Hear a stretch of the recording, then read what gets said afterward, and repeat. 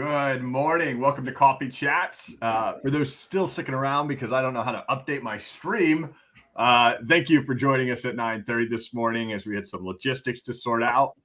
Today, we're going to be talking about AI as a theme and lettuce jokes. Like, that's all we're going to do for the next half hour. AI is a theme, John. It's a theme. AI is a theme. For those who don't know, the inside joke here, yesterday was the Battle Royale pitch drawing with Matt Solomon and Sean Lardo. And today's session, we're going to be getting into the Accelerator and what it actually does. But we're going to talk about that Battle Royale and get into some of the picks, some of the conversations, and some of the themes coming out of this year's PitchIT program. So most people may know me on the show. We've only got a 20-minute show or 30-minute show this morning. And you've been on the show before, but do a brief introduction on your side, both Sam and Sean, and we'll jump right in.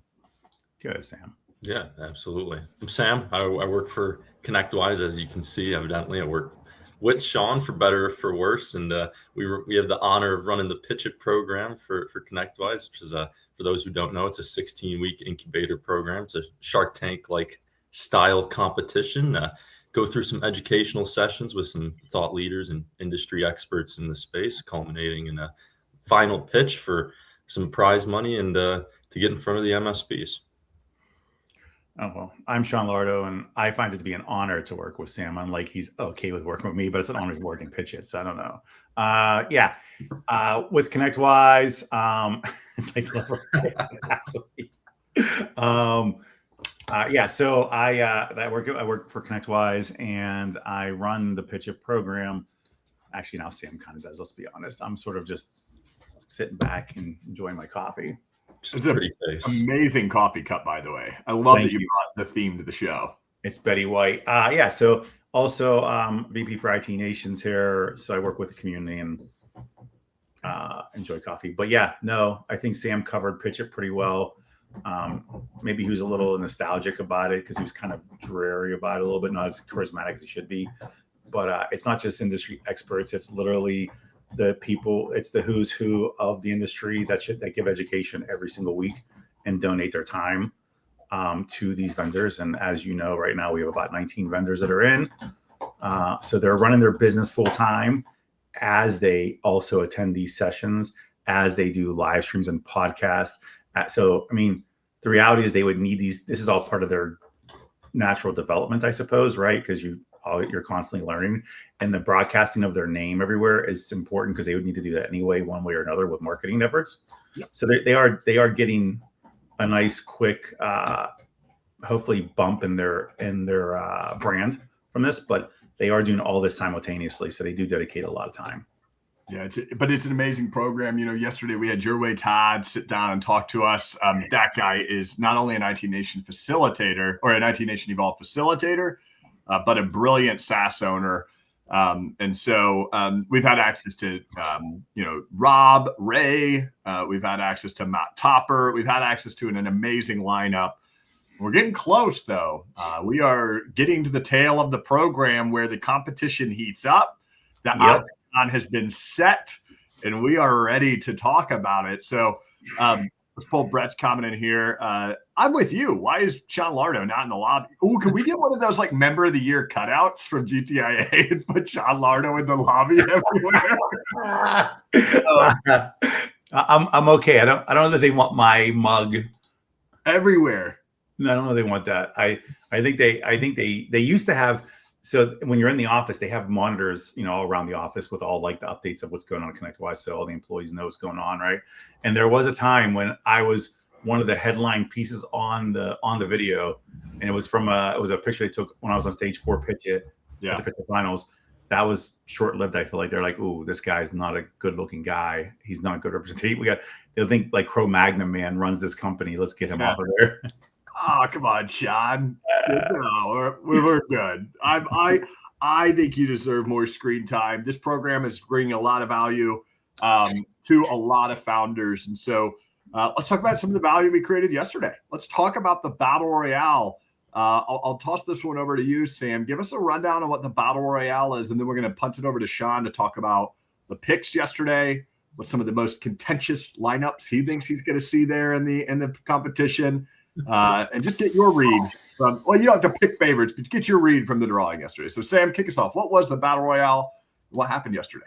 Yeah, so we were fortunate enough to work with Channel Program for the last few years to put on this Battle Royale. So obviously we do an internal pitch with the board of ConnectWise members, but we also want to get these companies in the cohort out to as many MSPs as possible. So what we do with the Battle Royale is we were Channel Program to live stream these pitches directly to MSPs within the Channel Program network and on LinkedIn, so anybody can join in and check it out. So what it is, it's they get 5 minutes exactly. Otherwise they get yanked off the stage mid-sentence. So we try to harp on that as much as possible to keep it light and keep it tight.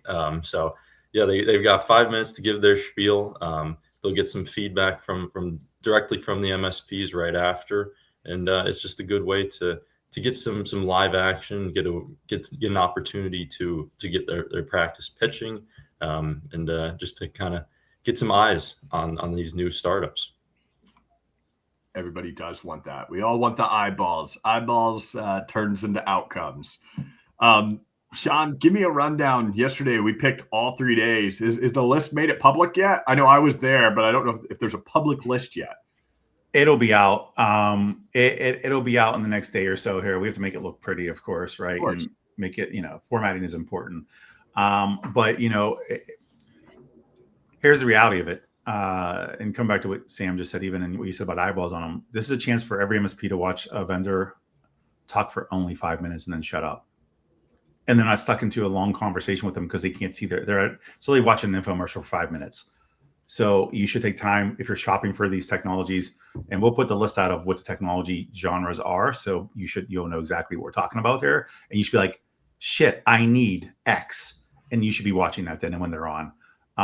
But it is, we're literally doing one a week. We used to do them like back-to-back days almost, right? It was a long, it was a long week and a half for me and these people because they had back-to-back pitches going on. So it was themes, which is and every company owner has an AI theme to it, just so we're clear. They want AI in their title. But now it's once a week you can come tune in for this, and we're doing six one day. Day one has 6 vendors on August 13th at 3 p.m. Eastern, and then we have August 20th, 3 p.m. Eastern, and we have August 27th at 3 p.m. Eastern, and we'll have 6, 6, and 7. So that'll be amazing, and that'll be a lot of the newest incumbents in the space. There's so many good companies in this mix. And there are lots of different genres. And I'm with you. I kind of like the idea of the 5-minute pitch, but the 5-minute pitch isn't a vendor pitch. And that's where I think the delta between the winners and the people that don't make it to the stage break down, because a lot of people pitch themselves up on that stage. What is the 5-minute pitch, Sean? Give me a rundown on what that looks like and why it's so hard to fit it into 5 minutes. So you just said it spot on, really. There's a difference. The best technology doesn't win necessarily. It's the best at who can convey the message of what the value of the technology is to the person listening. That's who wins. And I've always broken it down, and I've told all of you in your sessions, and I beat it I beat the drum to this all the time. And it's when you're on stage, you got 5, or any presentation. This is not just on stage. That's the best part about this. This is applicable to your day-to-day business, sales, marketing efforts. You don't have much time. So you should talk about what problem you're solving for, why you're solving it, and how you're solving it, and what even gives you credibility to speak to this, right? You can fit all that in 5 minutes. I can fit that in 3 minutes. Hell, I analyze all of your companies, and I'm able to throw it out there at the end of 2 months. And that's 20 companies a year, basically. So if I can figure that out, it has to be brought into layman's terms to appeal to the masses. So, you want to talk about who you are in regards to, I built this tool because I was an MSP and I struggled with X and I knew I had to fix it. So this is what I did to fix it. And this is what it did for me as a business. You tell that story, everybody listens.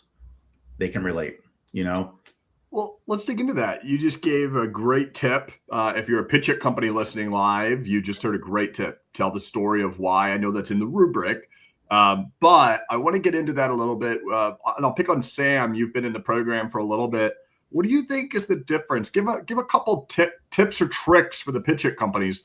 What makes them stand out above the crowd? Like, why did the winners win in the last couple of years? Yeah, absolutely. And Sean touched on it a little bit, and you kind of have to put it in layman's terms. You want to go not necessarily too high level, but they don't want to hear about how many products you have, how many features you have. Like you need to tell them how you're going to save them time, how you're going to save them money, and how you're going to make them money. That's really what they care about at the end of the day. That's the bottom line. And you can get into the weeds once you catch them on that hook of being interested. And with all these companies that are in the cohort right now, so many of them, and John, you included, have MSPs backgrounds, and giving yourself that credibility right off the bat kind of makes them want to listen to you, right? If you're just talking about, I just kind of stumbled into this space, you're not really setting yourself up for success. So to give your background, and then also to tell them how you're going to save and make them money, that's really the two big things to harp on. But I want to add something real quick, because I don't want this to discourage people that weren't MSPs prior, right? It's not that, right? But Sam said it like, you can't say you stumbled in, but everybody has an origin story, and if that origin story should be applicable to, hey, my friend is, it's the way I came into the industry. I stumbled in the industry because my friend was an MSP before they were called MSPs. I had no idea what he was doing. I helped consult for him for a little while and grow his business, and I learned what it was. I had no idea. This was 20 years ago. I have no freaking idea, right? So I stumbled in, but then I came into it and I learned all about it. So typically, and you see this actually today with the vendors that are in the competition that weren't MSPs, they're like, hey, we were doing this, and somebody referred to me, said, have you ever went into this industry? Because I'm an internal IT person and your technology is great and I'm using it for my company, but my friends that are MSPs could use this now. Because the mistake people make is they think that if it's an enterprise solution, it's not applicable to the MSPs, when the reality is the MSPs are supporting enterprise businesses too. Yeah. So and I think the origin story is a big piece. We are in an industry of trust. I think people forget that a lot. Like, you could be a vendor, but ultimately your MSPs are selling trust to their customers, and so they expect that trust to be as you pass through to them. Let me dig into this. I know we have. Oh, what's going on, Matt? Good to see you here, buddy. Matt, ask a question. I want to know what Matt thinks the top criteria for a PitchIT winning company should be. You must have facial hair and no hair on your head. That is the criteria, Matt. This is a striking resemblance. Look at this. His beard is. I pull it. How can I get it bigger? I don't think I can in StreamYard. That's okay. I can't have that patience like Matt. I can't do it, man. I try. I know. So, look, I want to jump in and I want to talk to the PitchIT companies that are here, right? And I want to talk to the MSPs that are going to tune into the Battle Royale, because they're going to hear what they're going to get in 5 minutes. The rubric breaking down is, what is the problem they're solving? How compelling is the value prop? What's their go-to-market strategy? What's their use of funding? Their contribution to the industry, the likelihood of success, time, talent, and treasure. Now, that is a fairly robust rubric. But give me the omega factor. What's not on that rubric that comes into play that maybe doesn't have a score attributed to it that kind of helps them maybe push them over the edge in the pitch? Presence. It's all about presence at that point. Your charisma, you can tell when somebody's just going through the motions in general, right? Yeah. You can, and if you're not excited about telling about your product and company, because this is like your baby, if there's no charisma or excitement to it, then why am I going to be? It's a red flag right away, right? Automated pen test. Like, it has to be automated. It has to be automated pen test. I agree, Wes. That sounds about accurate, right? But no, I think it's, and actually, I'm glad these guys are all commenting, because these guys are the example of what I just said about presence and charisma about things. Everything that I've watched them ever do, they are completely 100% into, or 150% into talking about it. Yeah. There's a general interest in it, and it doesn't just stop at like, hey, it's not like I like turtles, right? It's I like turtles, and let me tell you about the species I like the most and why I like them and how they actually navigate through water and blah, blah, blah. Like, they go into it and they give you an education, right? There's a reason why you'll watch like a National Geographic thing that you never thought you'd watch. You're like, why am I still watching this? Something captures it and the way they tell the story. Yeah, I think the storytelling presence is big. It's huge. I've got Matt's coming up here. I actually clicked it but it came in quick. I like this though. Look, I think really we're looking at a real new world of vendors as we're coming into this space. The velocity is absurd. The ability to build something is very quick. And in a world where the expectations for immediate success are high, the cost, the costs are basically thrown out the window these days when it comes to building these things. But the costs going up to the vendor. There's a lot of like juxtapositioning things happening all at once here around the vendor ecosystem. I like his question of how do you balance the force? And, I've been thinking, one thing that I think is hyper relevant as I'm building a startup is how are you defining the new business model too? Like the SaaS playbook does not matter anymore. The AI playbook is being built. There's elements. Elements. Yeah. There are elements to balance the force. It's shifted, right? If you go back 40 years, everything was labor intensive, and all your highest costs were brick and mortar and labor intensive prices, right? We knew that. As once software became bigger, the investment shifted. So before, investment was in brick and mortar, people, whatever, right? And that's when you think about manufacturing and whatnot, right? Then you look and you see the shift that took place when software became big and SaaS, and even then it was still a little bit larger because on-prem devices were built. They're manufactured still. It doesn't matter. You have shipping costs. You have warehousing costs. That was a big cost. Then it went into SaaS, and SaaS turned into software where then it became less about paying for that, but it became more about paying for hosting. Yep. Warehousing that was different now. Warehousing went from being a physical building to data, right? And that just changed the whole thing in investment then. And then you turn this into, and this is when also the cost changed too. You went from buying an on-prem device for $50,000, $100,000, depending on whatever you bought, right? Into a subscription model. Now your cost changes from that, and it's going to roll over to now the bigger investment is going to be in how you grow your business in general now. Yeah. It's now going to be a different expectation. I feel like that they expect to see you again because you're not stuck in a back room developing all day long anymore. Hence why AI is not a theme. It's a theme. It's an operating system. I'm actually having it for my 51st birthday party. It's going to be a theme. I can't wait. That's what I wanted to highlight yesterday. It is not a theme. It is the new operating system. It is not just a theme. Well, sorry. So let's get Sam in here. I'm going to keep just calling back to AI as a theme. We're not going to give Sam any chance to talk here. So, yes, you are, Tim. I know. We're going to get Sean some steak knives. I mean, there's a lot of callbacks here, a lot of inside jokes this morning. I like it. Sam, we talked about what made the clear winners. What are the mistakes you've seen over the last handful of years where great companies that you thought might have been able to be up there just fumbled the ball? And what did they do? Yeah, I mean, it's kind of a double-edged sword with what Sean said, is that the stage presence. And as much as we love having, the engineers and those who are in love with their baby, and the problem is they get slugged down, dragging on about all those features and all the minute things that they think makes it great that the MSPs and those listening don't necessarily want to hear. You want to captivate your audience, and part of that is the stage presence and being able to speak clearly and eloquently about your product or your company. So I'd say that's probably the big thing, is that these people and those presenting aren't necessarily taking some of the advice, or even looking at some callbacks. Like you said, we had Rob Ray on for a session, and as great as it was to have him come on for an hour, we recommend going and watching some of his talks live and seeing how he commands the stage and how he's able to speak on his products there.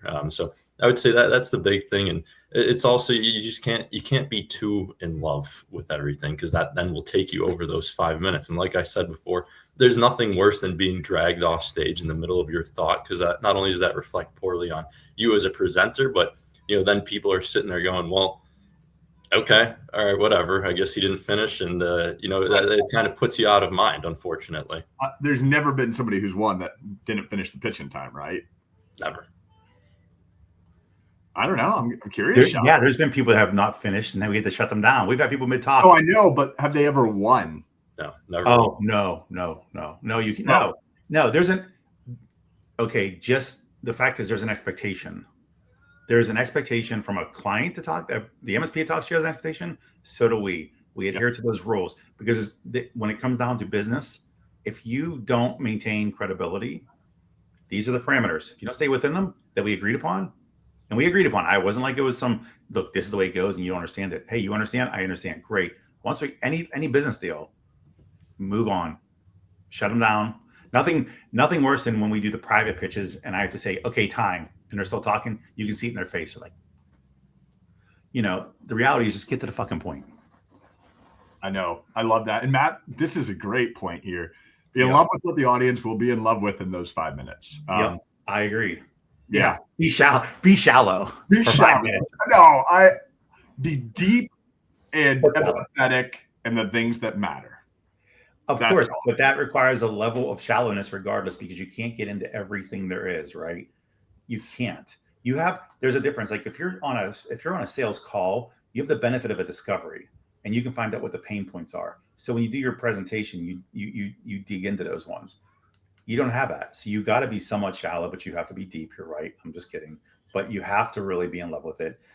But if you're in love with it, like most owners and entrepreneurs are, I mean, let's use you, John, as an example. You don't shut up about your stuff. You keep telling me, and you can see like the hearts in your eyes, like it's a freaking Looney Tunes cartoon, right? You literally can tell. And then you put so much that you defend the honor of AI theme. I mean, I'm trying to see if I can get the emoji pulled up here, but I do have another question. There we go. Let's get that going. Boom. There I am. All right. So I'm curious. I want to dig into, I asked Sam, what are the mistakes? I asked you, Sean, what are the things that are outside the rubric? Let's dig into the rubric. We have what problem are they solving? How compelling, GTM strategy, use of funding, contribution to the industry, likelihood of success, and time, talent, and treasure. I do know that they are all on the track and they're all fairly equally weighted. I want you to choose the thing that you think is the most important on that rubric if you were a judge, even though they're all equally weighted. I mean, I can start with that. I have to be able to understand how it applies to improve my business and life. Yeah. Okay. Period. Not just the product, but you as the person that's providing the solution as well. And if I can't understand what you just said to me, because it sounds like it's like some sort of foreign language, then you've lost me. Got it. Love it. Sam? Yeah. On the other side of that, I would say, the go-to-market strategy, I think, is extremely important. And we harp on it as much as we can within our sessions. And we probably have at least 3 marketing sessions alone, by people in the industry. And, you can have the best product in the world. And if you don't know how to market and you don't know how to go to market with that product, nobody's going to ever know. And it just falls into the abyss. That's a lesson I learned a long time ago. But wait, he follows. I got it. Like we're good. It's spot on. You don't want to admit to your shallowness because you want to be deep. It's like I want to be part of the Dead Poet Society every single day. I want to be thoughtful and insightful, but sometimes you're not. It's okay. I want to dig into one of the rubric pieces, the use of funding. What steps out a good use of funding versus a poor use of funding? Like when you're standing and listening and in the back rooms and deliberating, what jumps out? Is it just a quick pitch, or what makes it different and actually matter to the judge? When you acknowledge the real gap, when you don't just say what you think we want to hear. Like we've identified that we've invested heavily this side, and this has made us struggle. We know we have to get here, so we need to invest here, whatever that here is. That's the difference. And I'm going to go out on a limb and easily say that 99% of them have overly invested in technology development in their product and not in growth. Almost 99.9%. And that's the biggest, but that's an easy answer, but you have to show me that. Like, here's what we did for the last 5 years, guys. We built this great product, but we realized we haven't got here. Back to Sam's go-to-market strategy. It's the biggest problem. They have not spent money on getting their name out. So they have a great technology nobody knows about.